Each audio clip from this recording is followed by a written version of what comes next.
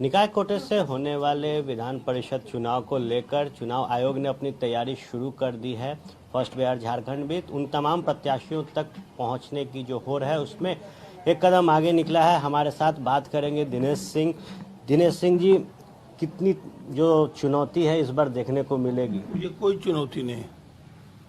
पिछली बार निर्विरोध रहे थे, इस बार राष्ट्रीय जनता दल ने उम्मीदवार दिया नहीं, बराबर दल से हुआ है। पिछले बार भी हमने जो है सो एनडीए से लड़े थे और पिछली बार भी जो है सो एनडीए जदयू और राजद एक साथ था और बीजेपी अलग थी, तो हम जदयू और राजद की तरफ से लड़े थे। अब बीजेपी का उम्मीदवार दूसरे थे। उससे पहले भी हम बीजेपी और जदयू एक साथ थी, यानी एनडीए एक साथ था, तो उससे हम लड़े थे और राष्ट्रीय जनता दल दूसरा उम्मीदवार दी थी। बराबर चुनाव हुआ है। सबसे चुनौती वाला चुनाव निकाय चुनाव को कहा जाता है। हम तो 3 बार से लड़ रहे हैं, हमको तो इसमें कोई चुनौती नहीं बुझाता है। समीकरण नहीं बदलता है, कभी नहीं बदलता है। सभी जाति, सभी पार्टी, सभी धर्म के लोग हैं। क्योंकि पंचायत का चुनाव कभी भी जो है पार्टी लेवल पर नहीं होता है और मैं 20 वर्षों से पंचायत प्रतिनिधियों का सेवा करते आ रहा हूँ। उनके सुख दुख में शामिल रहते हैं, उनका हर काम करते हैं, इसलिए हमको तो ऐसा कोई चुनौती बुझाता ही नहीं। इस बार पंचायत चुनाव में कई जो चेहरे थे वो बदल गए, तो इससे कितना मुश्किल बहुत जगह बदले हैं, बहुत जगह नहीं भी बदले हैं। अभी तक तो हम मिला के जो देखते हैं कि 2001 से अभी तक जो कभी वार्ड था आज मुखिया है, जो मुखिया था जिला परिषद है, जो समिति प्रमुख था जिला परिषद है, पति था तो आज पत्नी है, पत्नी था तो आज पति है। उसी में से 80% लोगों को हम देखते हैं कि जो 2001 में हैं उसी परिवार के, उसी फैमिली के बदल जाते हैं, लेकिन वही लोग नजर आते हैं। तो कैसे उन तक इस बार विश्वास बनाइएगा, क्योंकि चेहरे तो बदल रहे हैं ना? हमारे नजर में तो नहीं बदल रहे हैं। हम कहा कि 80% वही चेहरे हैं। तो कौन सा वो मूल काम होगा जो इस बार क्षेत्र में किया जाएगा? कौन काम? मूल काम क्या होगा जो जनहित में इस बार क्षेत्र में फिर जनहित में मूल काम कुछ नहीं है। वो पार्लियामेंट के जो मेंबर होते हैं, असेंबली के मेंबर होते हैं, वो आम जनता के नेता होते हैं। हम लोगों का मूल काम यही है कि हमारे जो वोटर है वो खुद नेता हैं, उनकी मजबूती कैसे हो, उनका स्वतंत्र जो है स्वराज पाठ हो। जैसे केंद्र की सरकार है, बिहार की सरकार है, उसी तरह से हमारी पंचायत की सरकार है, हमारी ब्लॉक की सरकार है, हमारी जिला की सरकार है। वो लोग स्वतंत्र रूप से जैसे सरकार चलाते हैं, उसी तरह से पंचायत प्रतिनिधि स्वतंत्र रूप से काम करे, अपना सरकार चलावे और उसमें कोई व्यवधान उनको नहीं हो, कोई दिकदारी नहीं हो। उसी में हम उनका सहयोग करते हैं, मदद करते हैं। पंचायत प्रतिनिधियों की बात की जाए तो विगत कुछ वर्षों में पंचायत प्रतिनिधियों पर कई बार हमले हुए, चुनाव के दौरान भी हुए। तो इन लोगों ने आर्म्स की भी मांग की, तो इन तमाम चीजों को कैसे देखते हैं? इसके लिए पूरा मांग है सरकार से, मुख्यमंत्री जी से कई राउंड हमारी बात हुई है कि जो भी प्रतिनिधि हैं जो आर्म्स के लाइसेंस लेना चाहे अपने रक्षा के लिए, या मैं मांग रखूंगा कि सरकार के तरफ से उनकी सुरक्षा की पूरी व्यवस्था की जाएगी, वो सुरक्षित रहे।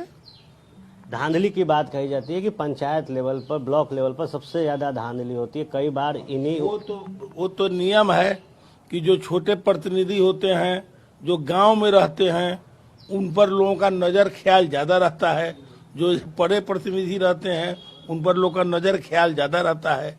एक मेंबर ऑफ पार्लियामेंट जीत के जाते हैं, वो दिल्ली रहते हैं, गांव के लोगों की नजर उन ऊपर कम रहती है। विधायक पटना जाते हैं, कम रहती है।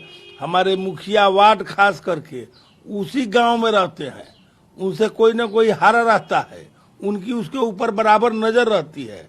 इसीलिए जो सामने रहेगा दिन रात, उसी पर ना लोगों का ख्याल जाएगा। पैक्स अध्यक्षों की जो समस्या है पिछले 1.5 साल 2 साल में, अध्यक्ष इसमें नहीं आते, काफी जो धान को लेकर है, तो इन सब चीजों में फिर कैसे काम करेंगे?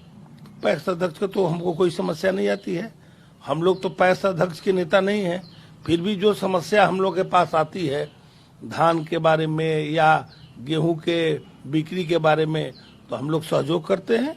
जिलाधिकारी से बात करते हैं, कृषि पदाधिकारी से बात करते हैं, वो बात करके उस समस्या का समाधान करवाते हैं। एनडीए के उम्मीदवार रहेंगे। नल जल योजना को लेकर सरकार पर कई बार विपक्ष ने सवाल खड़ा किया। नल जल योजना पंचायत लेवल पर काम किया गया, कई जगहों पर जो पानी की टंकी मिली वो ध्वस्त मिली, कई जगह कहा जा रहा है कि नल में पानी नहीं है। बड़ा ब्रिज बनता है, बड़ा ब्रिज बनता है और जेई से लेके बड़े बड़े इंजीनियरिंग चीफ कैंप करते हैं और ब्रिज गिर जाता है कि नहीं। ये जो ओवर ब्रिज बड़ा शहर में बनता है, मेट्रो का ऊपरे ट्रेन चलता है तो वो गिर जाता है कि नहीं। एक पानी का टंकी कहीं गिर गया, मेरे कहने का मतलब है कि कौन जुलूम हो गया। बहुत जगह यहाँ पर अभी देखे थे कि पुल का उद्घाटन हुआ था, उसका पूरा अति बह गया, क्या बोलता है, अति बह गया था, अप्रोच रोड। तो ये तो घटना होते ही रहती है। लेकिन वैसे नल जल का काम जो सरकार ने वार्ड सदस्य को दिया, जो अधिकार दिया, वो निश्चित रूप से हर घर को नल का जल, चापाकल यूज नहीं हो, हर घर के नल का जल, मतलब 400-500 फीट से पानी निकाल करके नल का जल मिल रहा है। यही कम है क्या? एक वार्ड सदस्य जो है गांव में रहने वाला 500 फीट 400 फीट का बोरिंग हलवा करके और पानी निकाल करके और जनता को दे रहा है, यही कम है क्या? आप दौरा क्षेत्र में घूम रहे हैं, क्या लगता है कि जो सरकार का योजना था वो पंचायत लेवल ब्लॉक स्तर पर काम किया है प्रतिनिधियों ने? पूरा जनप्रतिनिधि ने काम किया है। उसमें हमारे पंचायत के जो वार्ड सदस्य थे उनको इतना ना पावर मिला, इतना ना राशि मिला कि थोड़ा बिचौलिया दलाल सब बरगला के कहीं कहीं थोड़ा बहुत गड़बड़ी कर दिया, जिसको हम लोग अब समझा दिए हैं कि किसी बिचौलियों के फेरा में नहीं पड़ना है। जो राशि सरकार आपको दे रही है उसका उपयोग आप अपने ढंग से, सही ढंग से कीजिए, बिचौलिया को घुसने नहीं दीजिए। अब नया व्हाट्सएप थे, जानकारी नहीं थी, राशि आई, ठेकेदार लग गया, चेक कटवा लिया, पैसा लेके भाग गया। अब उसको पकड़ के काम को कराया गया है। जो भी थोड़ा बहुत 5-10% अधूरा था सब पूर्ण हो रहा है, सब नल जल चल रहा है। देखा गया कोरोना काल में काफी सहयोग आपने किया पंचायत प्रतिनिधियों के साथ मिलकर, उसका भी असर और उसका भी लाभ मिलेगा? बिल्कुल लाभ मिलेगा। तो ये था हमारे साथ एनडीए के प्रत्याशी, और जिस तरीके से बेबाकी से जवाब दिया, साफ तौर पर कहना है कि जो काम किया गया, जिस तरीके से जनप्रतिनिधियों ने पहले अपनी आस्था दिखाई है और साथ मिलकर काम हुआ है, एक बार फिर जब चुनाव होंगे तो रिजल्ट उसी स्वरूप रहेगा जैसे पहले हुआ। देखने वाली बात होगी कि जब बिगुल फूका जाएगा चुनावी मैदान में, तमाम जो प्रत्याशी होंगे, उसके बाद फलसफा क्या होगा।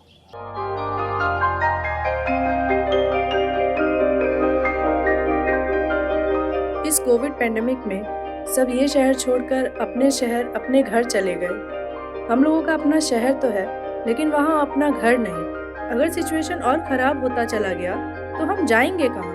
अरे ये प्रॉब्लम तो हर शहर में है, लेकिन हाँ, अपने शहर में भी अपना घर तो होना ही चाहिए। होना चाहिए तो कहाँ है अपना घर? ये है ना, ई होम्स पैनोरामा, पूर्णिया में, अपने शहर में अपना घर। पूर्णिया में पैनोरामा ग्रुप लेकर आए हैं ई होम्स पैनोरामा। बड़ा घर, आलीशान जिंदगी और अत्याधुनिक सुविधाओं के संग। E homes panorama, luxurious lifestyle redefined।